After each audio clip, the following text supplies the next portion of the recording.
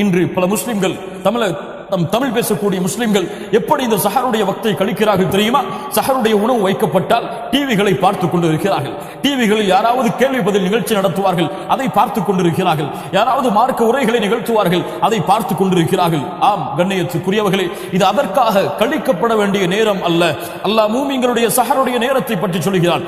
அவர்கள் மூமின்கள் சஹருடைய நேரத்தில் அல்லாஹ்விடத்திலே பாவ மன்னிப்பை தேடிக் கொண்டிருப்பார்கள். வபில் அஸ்ஹாரி ஹும் யஸ்தக்ஃபிரூன்.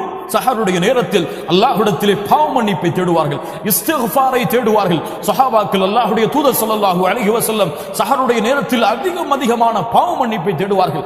உணவை நாம் சாப்பிட்டு விட்டு நேரம் கிடைத்தால் அல்லாஹ்விடத்திலே அஸ்தக்ஃபிருல்லாஹ் அஸ்தக்ஃபிருல்லாஹ் அஸ்தக்ஃபிருல்லாஹ் என்று பாவ மன்னிப்பை ஃபஜ்ருடைய அதான் வரை கூறிக்கொண்டிருப்பதுதான் ஒரு மூமினுடைய அழகை தவிர டிவிகளையோ தொலைக்காட்சிகளையோ இஸ்லாமிய நிகழ்ச்சிகளையோ பார்ப்பது அல்லாஹ்வுடைய தூதர் ஸல்லல்லாஹு அலைஹி வஸல்லம் அவர்களுடைய வழிமுறை